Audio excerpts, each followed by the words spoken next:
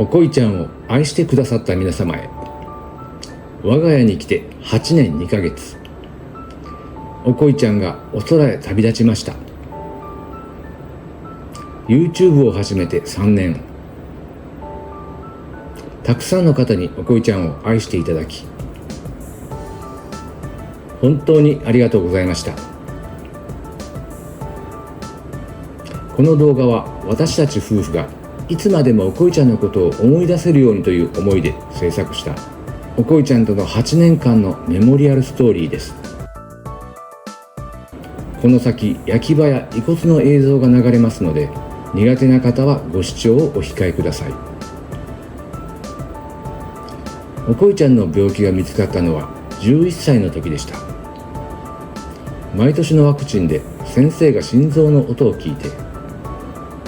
少し雑音がしますね、様子を見ようということになりました。翌年は少しひどくなっていて、僧帽弁閉鎖不全症と診断されました。僧帽弁閉鎖不全症とは、心臓の弁の一つである僧帽弁がきちんと閉じなくなる病気です。血液の一部が逆流し、心臓が大きくなって肺を圧迫し、息切れや咳、呼吸困難などが生じます。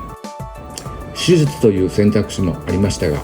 12歳という年齢と検査で腎臓の数値が良くなかったということがあり、投薬でうまくいけば3年4年元気にいけるかも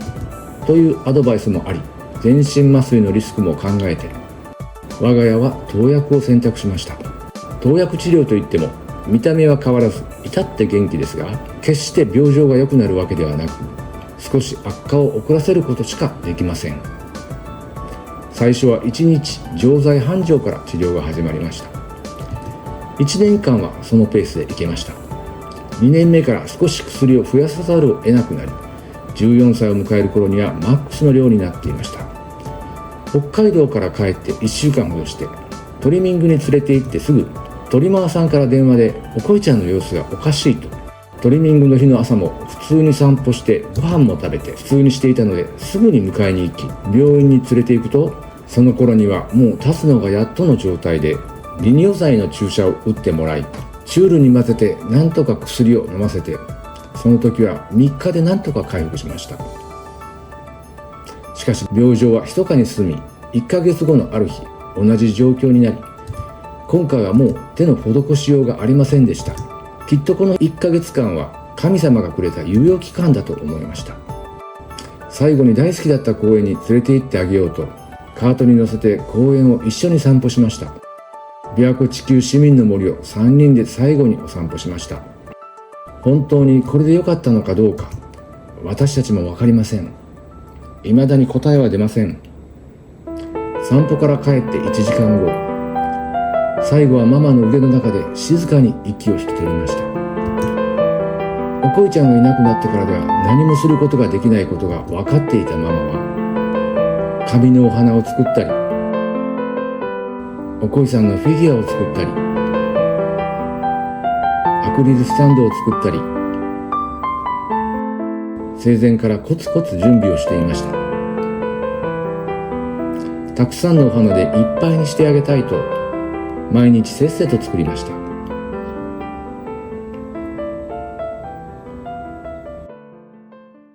お別れの朝は気持ちのいい晴天でした。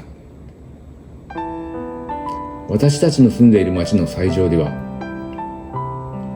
1日1組ペットの仮装をしてくれます。5年前、おこいパパの父を見送った斎場が、ペットも受け入れてくださることをその時知り、おこいちゃんもいつかはここで見送ろうと思っていました。ペットの仮装は朝一番だけなので、がらんとした静かな斎場でゆっくり見送ることができました。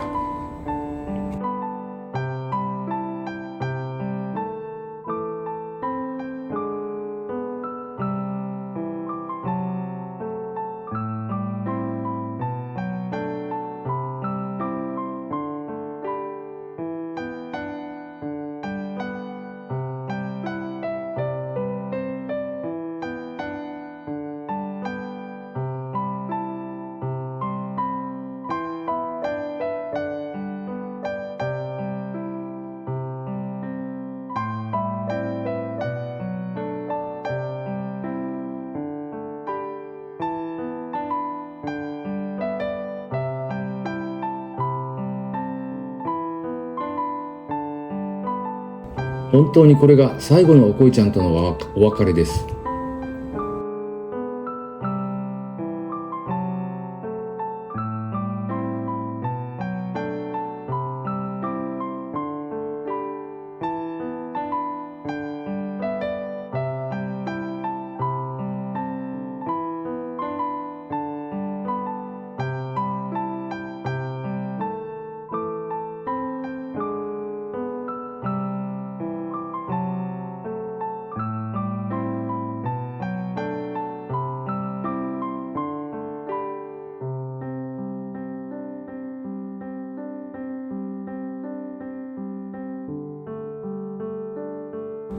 本当に静かに待つことができました。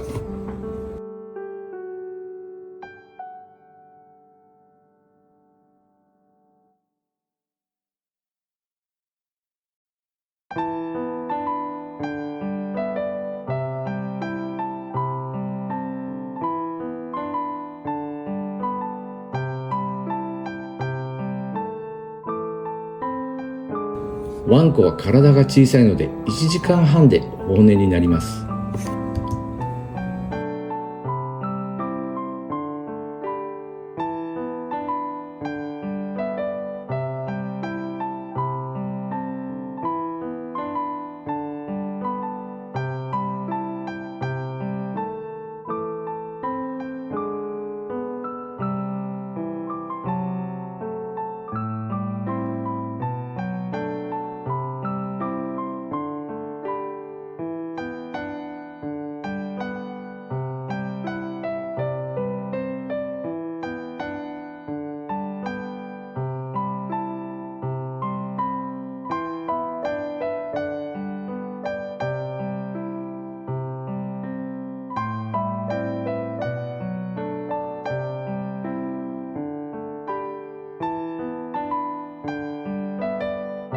おこいちゃんは足が長かったので足のお骨も長いです。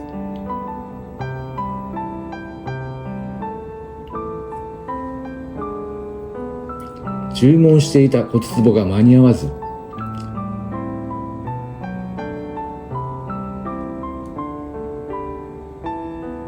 少し骨壺として持っていったグラスが小さかったようです。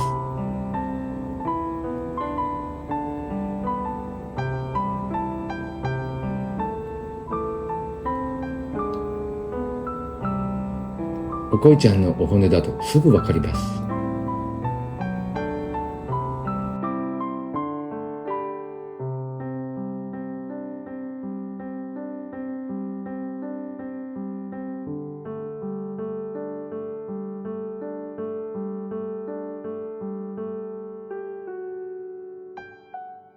後から届いた骨壺はさらに小さくてちょっと笑えました。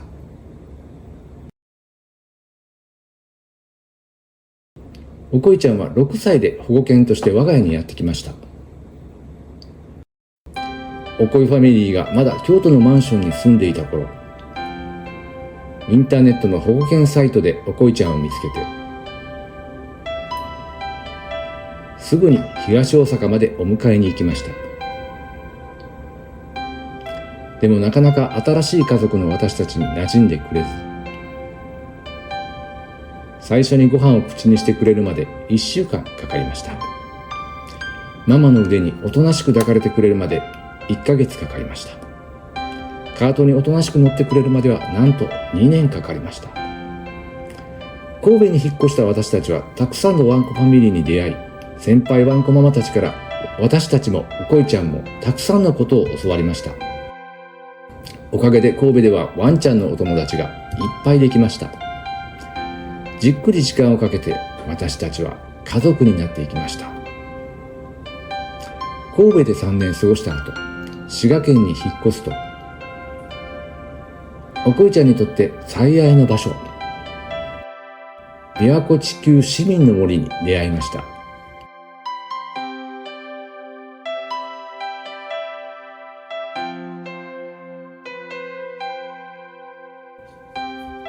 10歳を過ぎた頃から散歩の途中でも座り込むことが多くなっていましたが、ここでは全くそんなこともなく、元気いっぱい走り回り、クンクンしまくりました。そんなおこいさんを連れていろんなところへ出かけたい。そんな思いが強くなり、行き着いた先がキャンピングカーでした。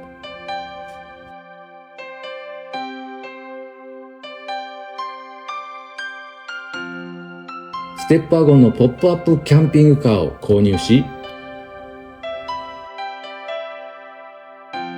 おこいちゃんとのキャンピングカーの旅が始まりました。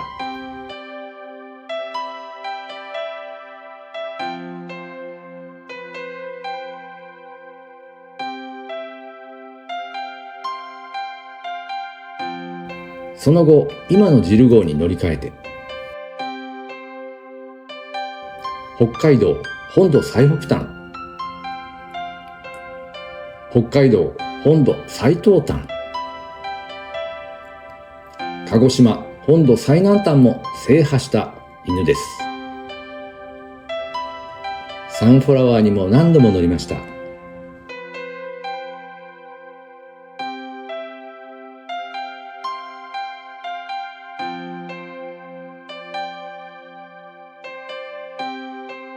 くまモンとも記念撮影をし、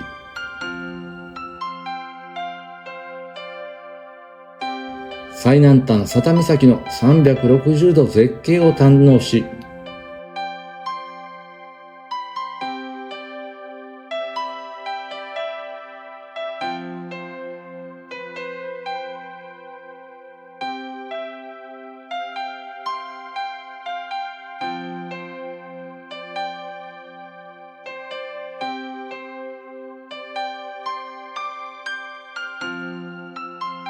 ドッグランでは決して走ることなく、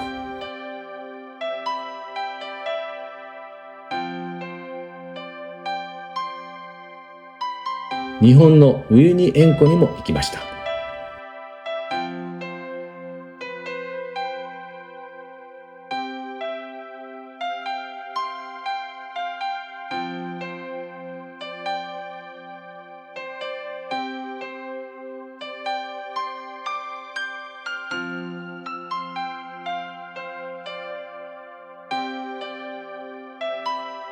軽井沢も2度行きました。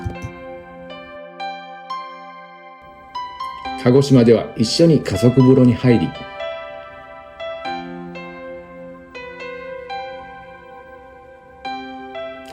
富良野ではトロッコ列車に乗り、ニセコではアイスをパクリ。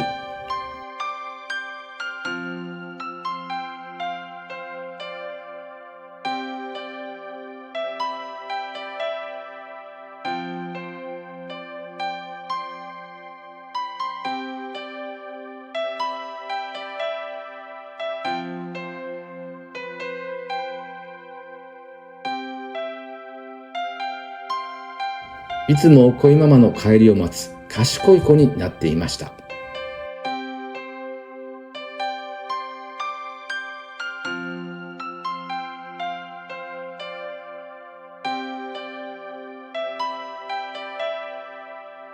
キャンピングカーの中でもしっかり食事は食べてくれました。キャンピングカーの中で何度か誕生日を迎え、あちこちでよくわからないポーズをする。ママとパパを不思議な目で見てたよ。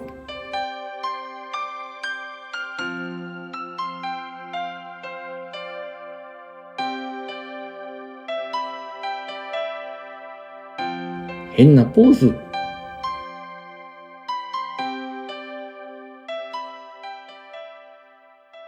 かわいいでしょ？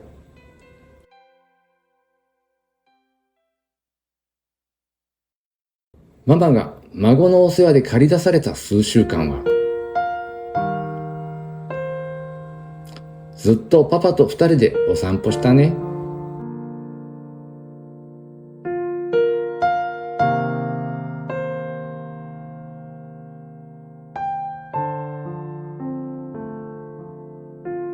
裏チャンネルの動画を見て、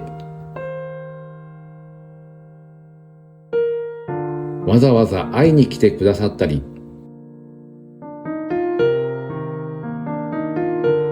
旅先でわざわざ会いに来てくださったり、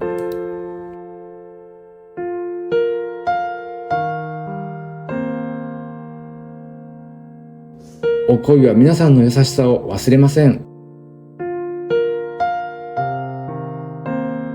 先日のインスタの投稿を見て、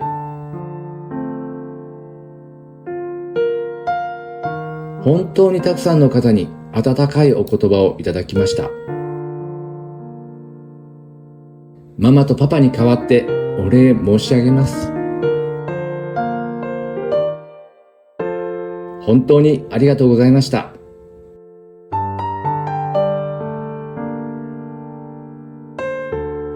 本当にありがとうございました。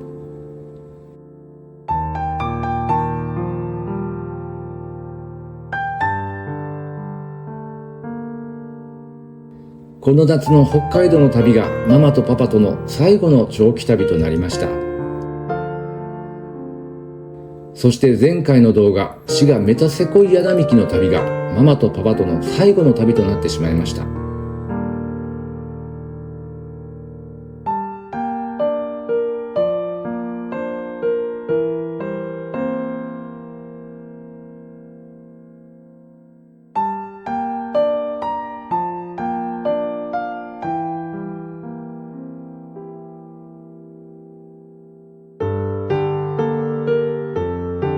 これから撮影するお恋チャンネルの動画には、私、お恋は登場しませんが、まだしばらく撮りためた動画が公開される予定です。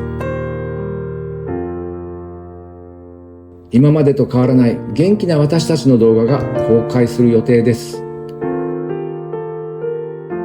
この夏の北海道の動画もまだ数本編集中のものがあります。私、お恋もどんな編集になるのか楽しみにしています。視聴者の皆様も今まで通りご視聴いただけると嬉しいです。その後は私のいない動画になりますが、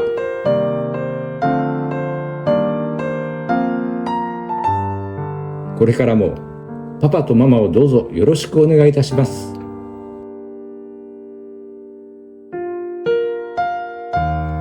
温かい目でパパとママを見守っていただけるとお恋も嬉しいです。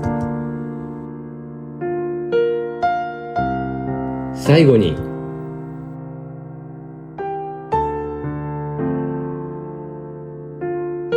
たくさんの皆様に愛されて、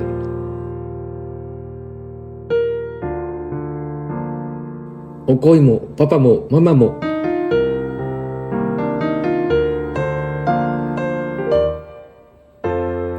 本当に幸せでした。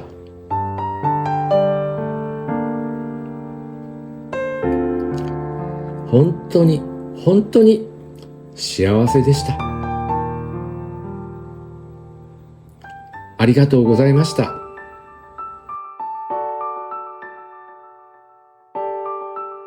ありがとうございました。